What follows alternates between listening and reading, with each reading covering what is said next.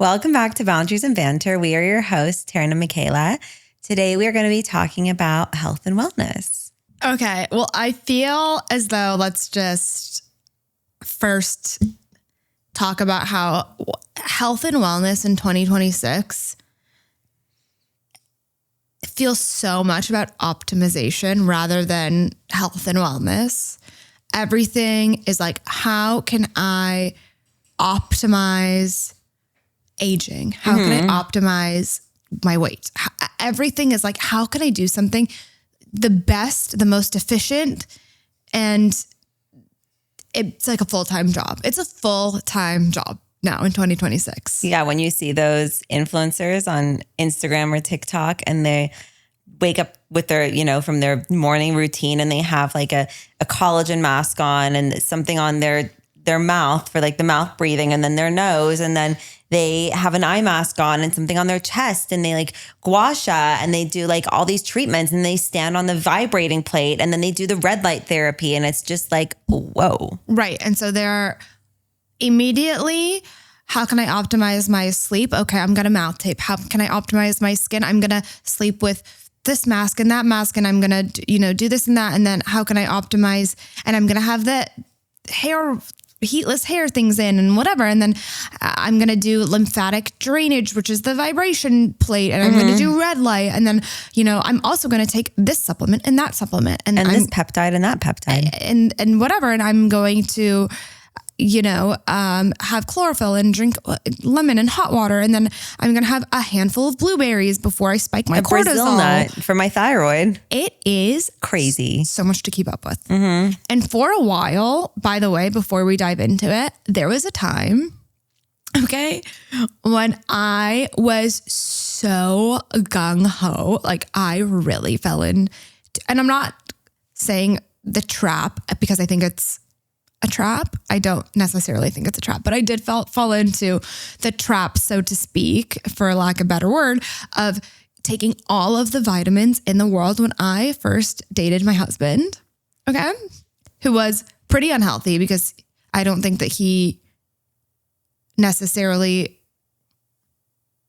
I grew up in a really healthy family. I don't think he knew about these things. I also don't think everybody knows about these things. Okay? My husband, wait, let me just get this thought they out. both lost 20 pounds since they've been with us. Yeah, they more than that. Yeah. But okay. So I would make him take like 10 to 20 vitamins a day. Yeah. And I would put them out on a plate for him and I would tell him when to take them and whatever. And I got over it myself. So I stopped doing it. I still do take like a few vitamins and tell him to or whatever, like your basic vitamin C and other things like cod liver or beef organ stuff. But I mean, I think he was shell shocked because I was so into it. And trace water minerals, which I do think are good. But again, it's so much upkeep and it is so expensive. It's very expensive. If you're getting vitamins that are third-party tested and to make sure that nothing shitty is in them and you want the most effective vitamins, they're expensive. You want Thorne vitamins, they're expensive. Sponsor us. You know what? I think that, sure, the vitamins and the supplements and like, especially for men and like their sperm health and like their heart, CoQ10 is a good supplement. And then for women, like the doctors, your OB will probably tell you, even if you're not trying to get pregnant, like take a prenatal. Yeah, I take prenatals. I also though think a lot of being healthy should just come from like eating the right foods. Like, do you really need all these supplements? Well, that's the thing is like, if you are getting the nutrients you need from your food sources, you really do not. And I see so many podcasts and so many doctors talk about how it's an industry. It's a money-making industry. So unless you actually have a deficiency, or you're unable to get a certain thing from food source. Or you're pregnant. Or you're pregnant. Yeah. Or, the doctor told you, hey, you're deficient in this. You need to supplement it. You need to supplement your iron, whatever it is. You could be getting everything you need from food sources. Now, then you got into the argument of, okay, but we live in America. Most things are processed. Most things have pesticides. most things aren't, even our eggs, right? Free range eggs aren't the same as pasture raised eggs. So, grass fed beef isn't the same as just organic beef. And so, if you want the grass fed beef or the pasteurized eggs or whatever it is, you're paying a little bit more money. And then that's really hard. I think that's really important though. And like, you don't have to go and get your organic stuff from Erewhon. You can buy it. Even Trader Joe's has like the organic. If you're on a budget, has the organic. And people think like, ooh, organic, you're so bougie. But this has been on so many podcasts and so many people have said it, that organic isn't like a bougie thing. It's just removing the glyphosate from the food, Yeah. And look, there's a balance. Like you and I eat really healthy. We exercise, like everything I buy, especially for my kids. Like I do not give them non-organic stuff, but I drink Diet Coke. So there's a balance. And by the way, when I'm pregnant, it's really weird because I'm breastfeeding and I drink Diet Coke. But when I'm pregnant, I won't drink Diet Coke. Really? I don't know why. It's like a weird thing, but I love Diet Coke. It's horrible for your gut.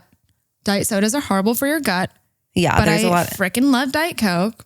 I love Diet Dr. Pepper. Okay, well, back to like the balance of things. I think it's really important to have just a balanced, well-maintained diet. Yeah. And if you do, you will find your cravings will go down significantly. Like the more you eat sugar, the more you crave it. Yeah. My best friend, Renee, is a holistic practitioner and she's so brilliant.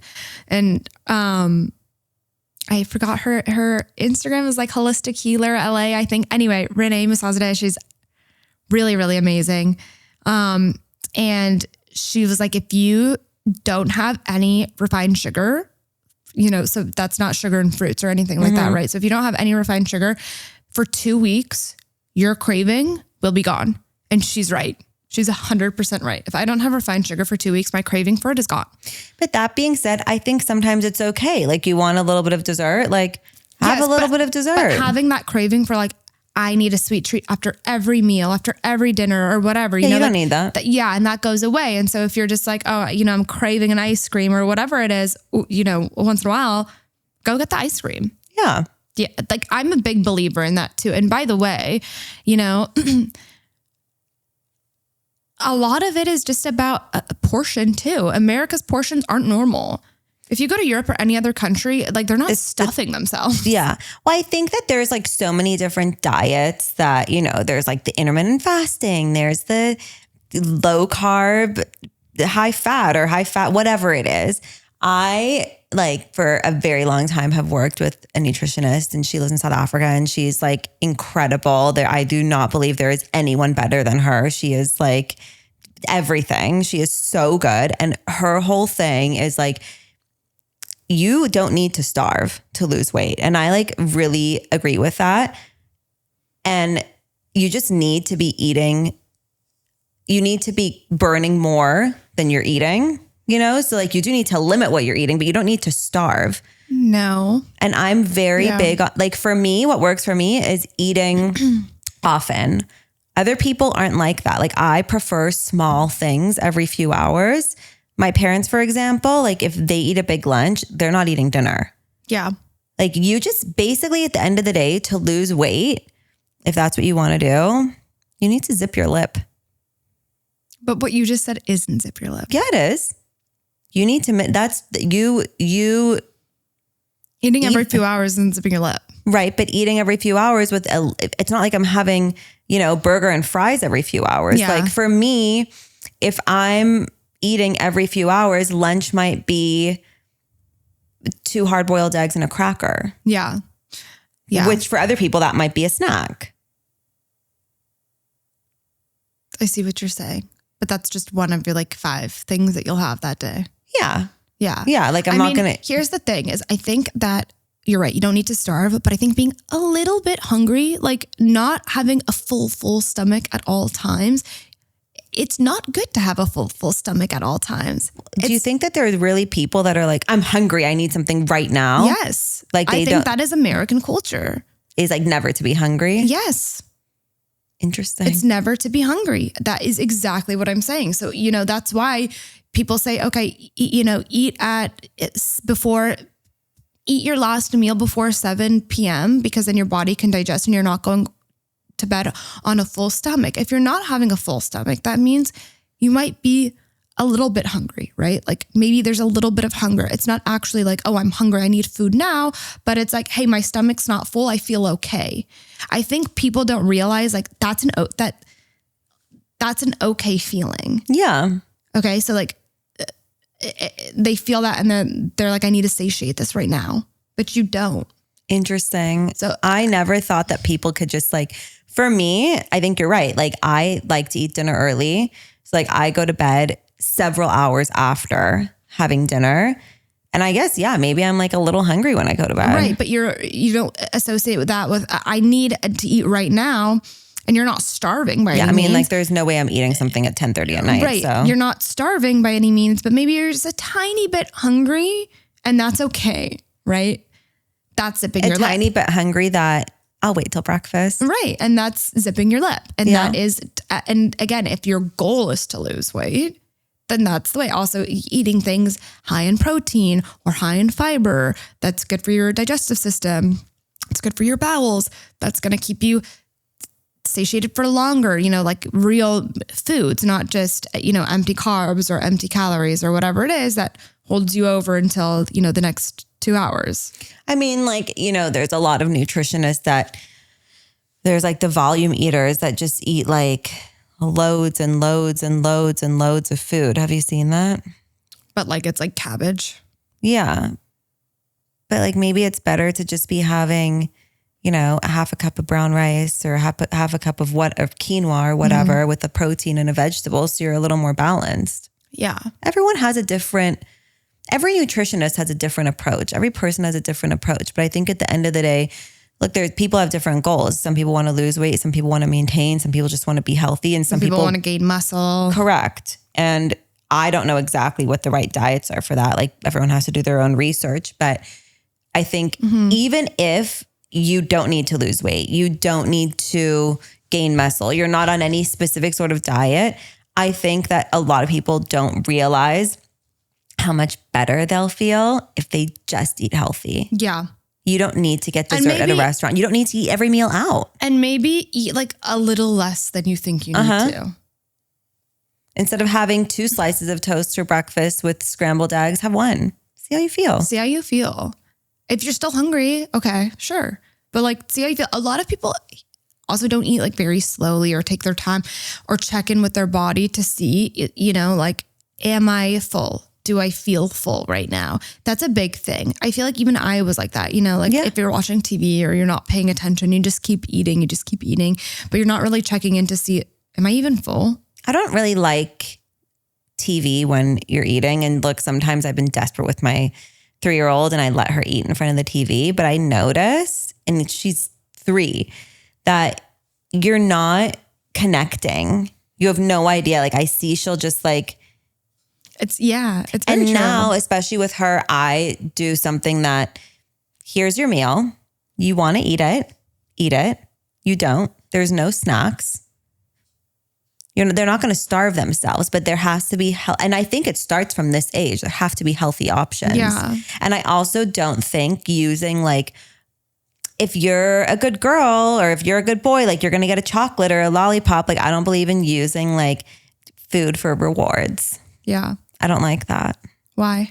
Because I just think that, and I actually heard this the other day, that if every time someone's sad or if like this is mainly for children, if your child is sad or they, expect a treat as a reward, then that could be like an immediate way of like gratification, like instant gratification. And then when they're older, that can translate into, okay, I can't sit in this feeling of not being satisfied, or, if I'm sad, I need a treat. Yeah. And I don't remember where I saw this, but I know it was like a doctor or something talking on Instagram. I wish I knew which one it was. That can actually influence like drug addiction and stuff, because like they can't sit in that feeling of being discomfort. Yeah. That's very interesting. So I don't know. I've just never been, and look, like obviously, but then again, I don't know of how I would feel if my daughter did like sweets. She's never been a sweets girl. She's never didn't give her sweets. I didn't really give her sweets when she likes dates and things like that. She likes dates. She likes fruit. She loves chips, but she will not. I actually gave her an ice cream once that had chocolate on it. And I've never seen a child's face so disgusted. She was literally gagging. She hates chocolate. But then there's other kids that maybe she'll grow into it. Yeah. I don't know. So let's talk about other things other than food. Yeah. So there's also just this huge thing in wellness right now with peptides. Yeah. And it's a whole other topic. And obviously, so peptides are a chain of amino acids. It's an injection, right? They're basically protein that signal to your body, you need more of this or you need more of that. Okay. So GLP-1s, the weight loss. People call them peptides. I don't necessarily know that they are peptides. I think that they are, but they're in the peptide for like Ozempic is? Yeah. Like they're in the influencer talk as like being peptides. So like Ozempic, Mounjaro, semaglutide, whatever, all the ones. I think there are more. I just don't know the names. They signal to your body, I'm not hungry, right? You're not hungry. So they're supposed to slow your hunger and your digestion so that your body doesn't think you're as hungry. And I think that doctors have said this is really problematic for a lot of reasons because, and by the way, I'm not talking about people who are prescribed it because they're diabetic or something. And I'm also not talking about inflammation because I do think that it helps with inflammation to a certain extent, but just it signals to your body, hey, you're not hungry. So it's by slowing your digestion. And that's problematic because then it slows your bowels and you're not releasing all the toxins from your body in the way that you need to. So you need to be like, if you're doing a GLP-1, you need to be like on a lot of fiber, I guess. Well, aren't people who have those like dramatic weight loss situations, don't they lose hair and their nails and all of that? I mean, I think that has something to do with it. I think that there have been studies and like, we don't know all the evidence of, the consequences, just like how we don't know what the consequences for vapes are, like what is this how is this going to affect people in like 20, 30 years, whatever, or how's it going to affect their children, whatever, that whole thing. But that there have been a lot of reports of things like loss of hair loss.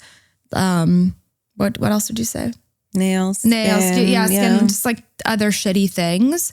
I don't know how much people had to do. I don't know what the dosage is for whatever, but I think obviously these are really serious drugs that are really overused by people that really probably don't need them. I think people think that there's a quick fix. And I also think that a lot of what's happening today is, look, when we were growing up and there were these models that were aging, it was all about, okay, like I'm going to color my hair so it's not gray, or like my makeup, or it's the whole thing was, and I mean, obviously this is like a big thing for dermatologists, is sunscreen every day. That's what prevents wrinkles. And there was like a little bit of Botox here, a little bit of filler there. There was plastic surgery. Yeah, of course there was plastic surgery. Yeah. I'm talking about like the wellness things that aren't surgical. Yeah. Right.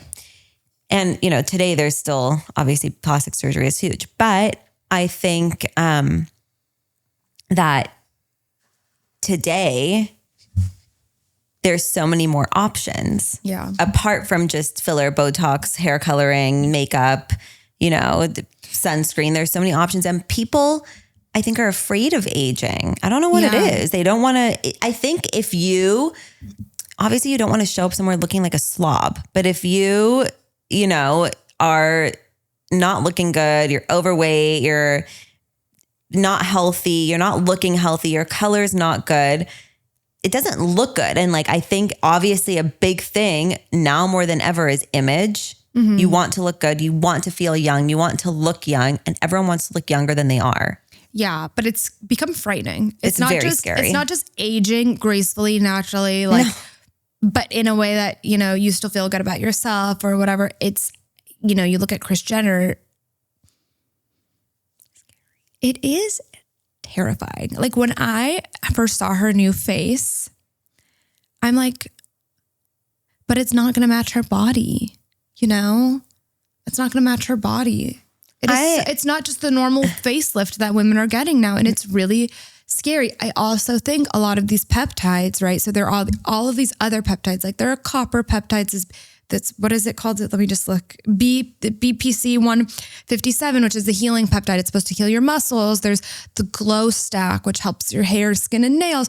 All of these things, which by the way, I'm totally interested in those kinds of peptides, right?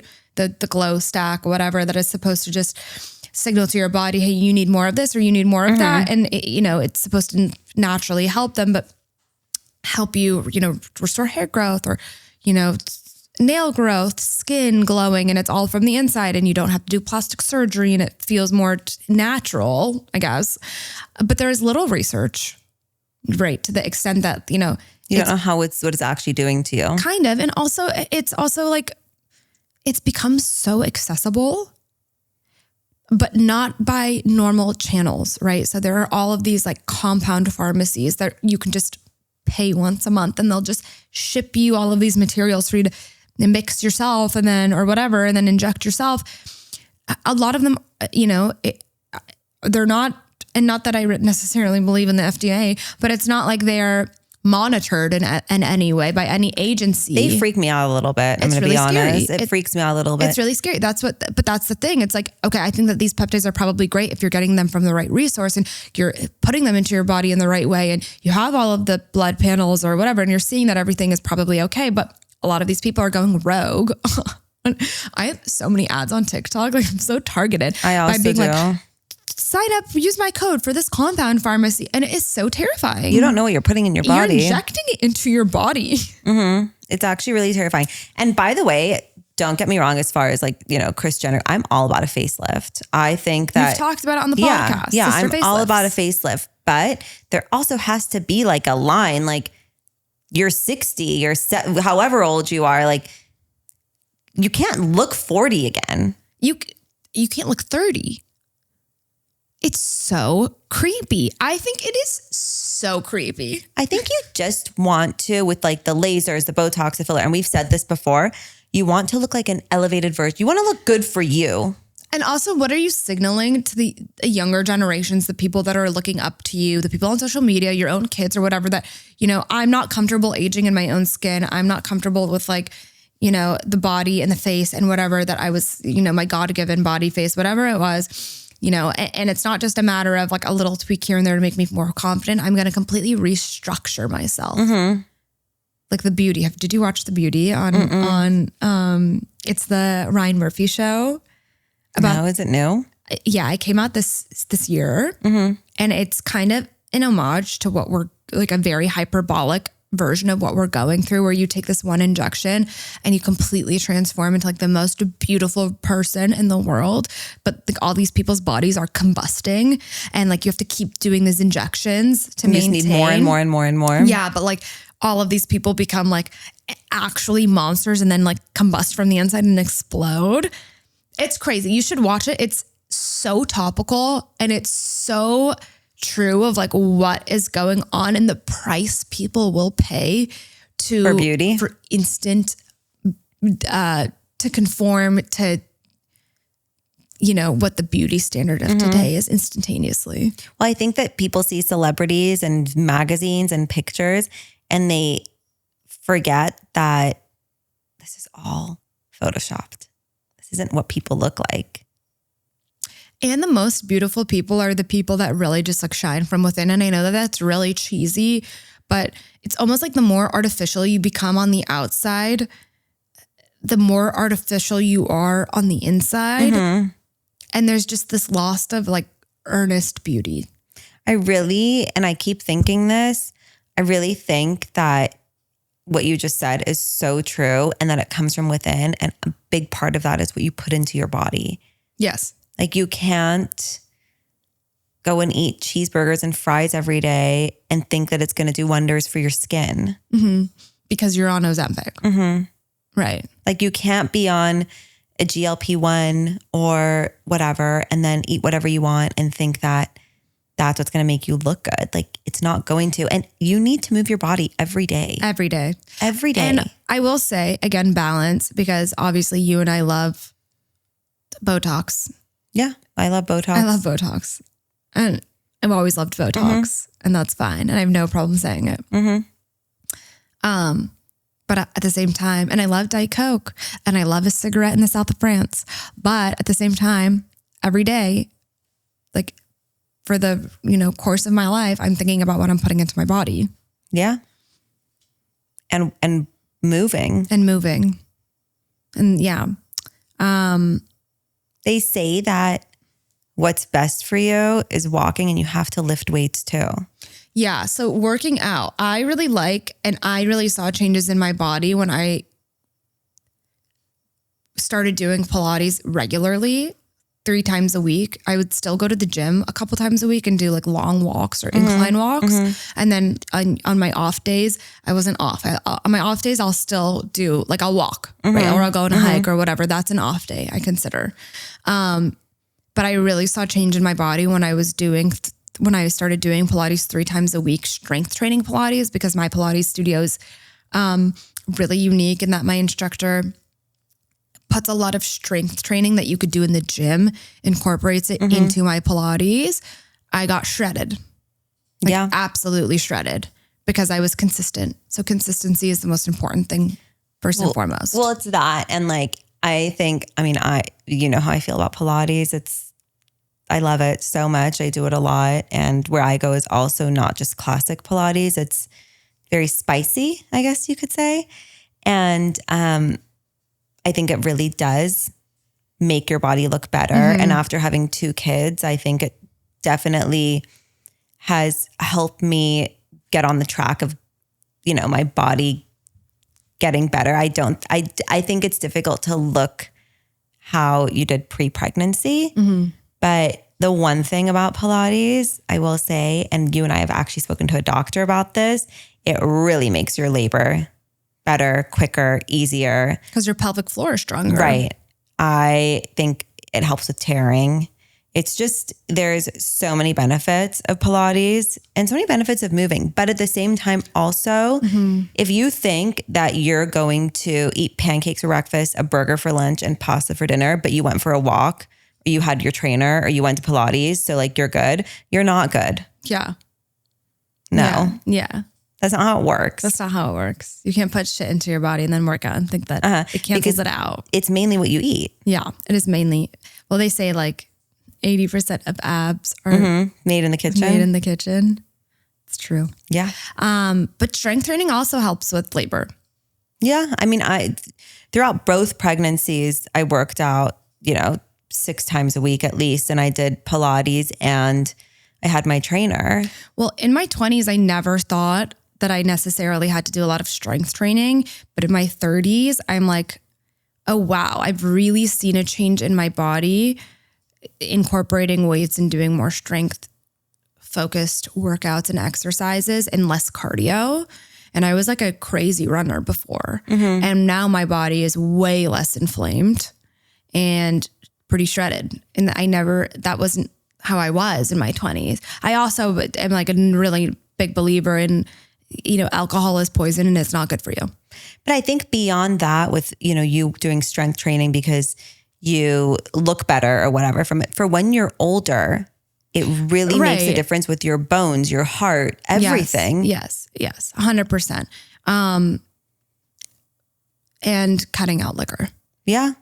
And then, obviously there's things that people go through like cholesterol problems or whatever it is. And those may be genetic and, you might just need to be on certain medication for that. But cardiologists say whether or not it's genetic or whether or not whatever, you have to do strength training. Yeah. You have to.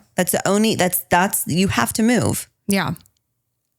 I think when you get out of a habit of working out and you're just so used to going to work, coming home, sitting on the couch, watching TV, it's really hard to get into the rhythm of working out. But once you do, there's no going back. It feels so good. And you just want to, I look forward to it every day. You like feel disgusting if you don't work out. Yeah. But after I am working all day, I'm at a desk all day for 9 hours a day. All I want to do is move my body. Right. I like literally crave it. I can't wait for weekends because I can dedicate so much time to moving my body. And that doesn't necessarily mean intense workouts. It just means moving my body, being outside, getting vitamin D, getting sun on my face, moving my limbs, breathing, Yeah. But I will also say the decline in like HIIT training, we're seeing it. This is another huge trend we're seeing throughout podcasts and online.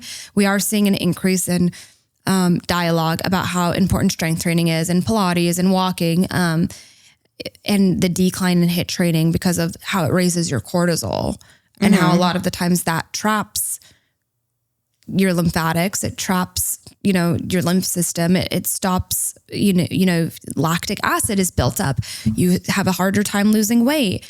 You're more stressed. And I definitely agree with that. I think that when I was doing more HIIT training or like, very intense running or whatever it was, my body was way more inflamed. Yeah, I could see that.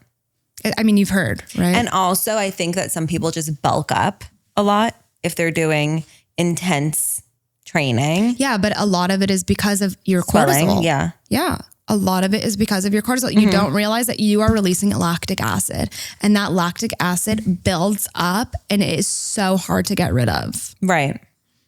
Another thing with wellness is like we're seeing a lot of beauty skin trends, lots of lasers, things that I like.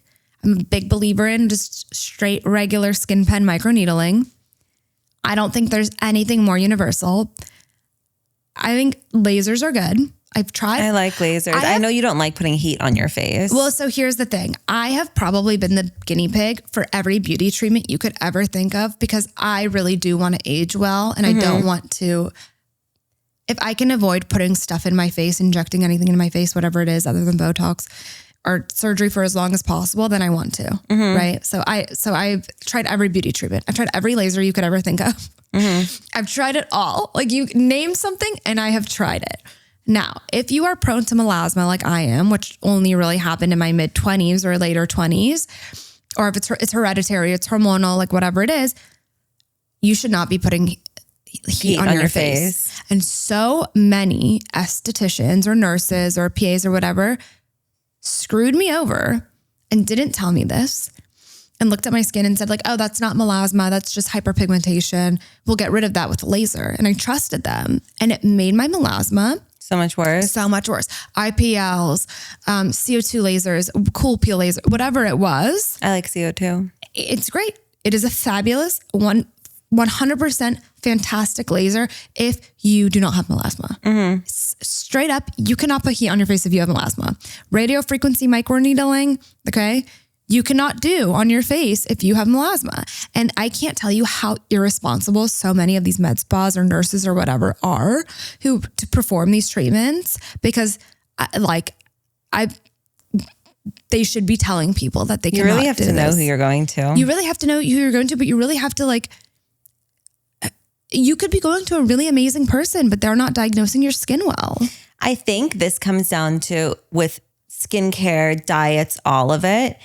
Just because CO2 works for me doesn't mean it works for you. Just because keto works for me doesn't mean it's going to work for you. Yeah. Everyone, you have to, at the end of the day, know your body, your skin, and what works for you doesn't necessarily work for someone else. But I will say, I think microneedling works for everybody. I think microneedling's different.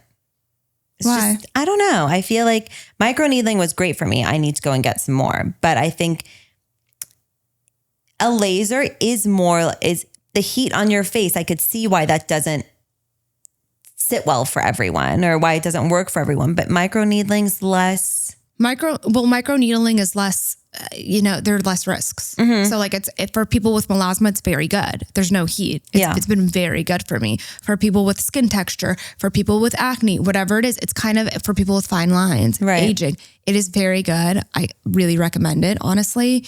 Retinols, retin-A's. I know that like some people love them. Some people hate them. I use Tretinoin. I haven't used it in 3 years because I went from pregnant to breastfeeding to pregnant to breastfeeding and you can't use it.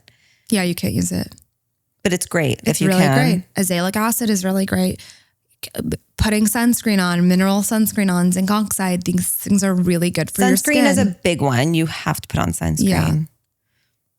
Yeah. But yeah, I think that there are a lot of beauty trends. I think it's really hard to keep up with. There are things you and I like to do and like I like to share it with people because I feel like I have totally been a guinea pig for my friends and family over the years because I will try things, sometimes to my detriment, which isn't the greatest. I think I've learned a lot of what not to do through trial and error. And so I like to be the cautionary tale. But I think it's just comes down to like, do what's good for you, really prioritize, kind of cancel out the noise of all of, what's on TikTok and Instagram and being pressured into buying things. Cause it shouldn't be this consumerism what it is. And a lot of the things that we've said, I know it's like, oh, get microneedling, get Botox. You don't need to do any of that. These are just things that you and I like to do. You need to think about what you're putting in your body. You need to wear sunscreen, moisturizer, and don't go to sleep with makeup on ever. And move your body. And also like have peace of mind, get sleep. I think that if, those are things I need to do better. And I think if you have peace of mind and you're calm and you're centered and you get good night's sleep and you move your body and you eat the right things, everything else is just so secondary. Right. Sleep is a big one. Sleep is a huge one. Because obviously it's very different, but when I was postpartum, like most recently, and I wasn't sleeping at all, there's like, you do actually get black bags under your eyes. Like you don't look good. No. But when you sleep, it's everything. And you're refreshed. And you're refreshed. Wake up and go for a walk. Your nervous system is better. Stress is also really bad for all of this. Well, stress is the worst. But if you're feeling stressed, I promise you, like to our viewers out there, you're feeling stressed, stop everything and go for a 20-minute walk. Yeah. And you will see. You'll feel better. Without your phone, without any screens. Nothing. Yeah. Just go for a walk. But anyways, that's our take on health and wellness. Obviously, we are not experts. We're not nutritionists. We're not trainers. We're not doctors. Yeah. But we think it's very important what you put in your body. There's a lot of pressure to look and be a certain way and to do certain things and to buy certain things. Try and cancel out the noise and do what's right for you. Yeah. You want to do some would you rathers? Yeah. Okay, I have one that I actually posted this week that I thought was kind of funny. Okay. But speaking of like, it really makes a difference of who you go to for Botox or filler, whatever. Have you heard of those horror stories where people get Botox and like the person injects like too much and their eye is like wide open or they can't shut their eye or it goes wrong. So would you rather that happen to you, but it's going to get fixed, like it's going to be fine? Or would you rather, the one that I use, would you rather have like bad Botox and you'll be fine in 3 months, or would you rather get lice? But I feel like that's too easy because obviously you'd rather get lice. No. Really? I've had bad Botox. And what happened to you? It wasn't in my eye, so I don't know about that, but I had it right here. Okay. And and I couldn't smile normally. You're like, I like this side would go up and this side would, and it went away. I'm really scared of lice. I've never had it before and I don't like the idea of bugs in my hair. I'd rather have the bad Botox. Really? Yeah. 100% of the people, so you must have not answered the would you rather, but voted that they'd rather have lice. I had lice when I was a child. Okay. And I have extremely thick hair. For our viewers that don't know, I'm very lucky. I am very lucky. I have very, very thick hair. And it took my mom, I was like 8 years old at the time. No, 7, because we were still in South Africa. It took my mom 4 days to get all the lice out of my hair. Okay, that is my worst nightmare. I'd rather have the bad Botox for 3 months. It's actually a nightmare of mine too, because my daughter has the same hair as me. She's very thick hair. And I now won't wash her hair. I used to wash her hair all the time. I wash it only once a week because lice like clean hair. Wait, so which one would you rather do then? I still would rather have the lice than the bad really? Botox on my eye. On your eye? Well, you didn't put it on your eye in the thing. On the eye, it's different. On the eye, it's different. But anyways, I am afraid of lice. I braid my daughter's hair every day for school because I heard like lice don't like to. First off, they don't like dirty hair, and you want your kid's hair as tight as possible for the lice not to get in there. So I'm a little bit of a freak. I would rather none, but I would rather the lice than my eye not being able to close for 3 months. I have a would you rather. Okay. Would you rather snap your fingers and be like the hottest person in the world? Mm-hmm. Like the most beautiful person in the world. You age beautifully. You're just a film star. Yeah. Okay. Like to die for. Okay. But you could never eat healthy again. Like you are forced to only eat burgers and fries and milkshakes and like really shitty food, and you won't gain weight, but like you'll feel awful, right? You know, like pancakes, just no fruits, no vegetables, nothing healthy ever again. Or would you rather just live life as is? I would rather live life as is. I know for myself, like if I have like, not that I ever go like off the rails, but if I have like eat more of whatever I want and I'm not as focused, I don't feel good. Yeah. I don't feel good. Like I crave vegetables, you know? Yeah. So I couldn't. There's no way. What about you? It's the same. All right. Same as you. Yeah, I wouldn't want to. Well, I want our viewers to know that we post really good Would You Rathers every week. So tune in, look at our stories. They're fun. They're funny. Great. Send them to your friends. Yeah, they're interactive. They'll make you think. Yeah. But we'll see you next week. Thanks so much for tuning in. Bye. Stay well.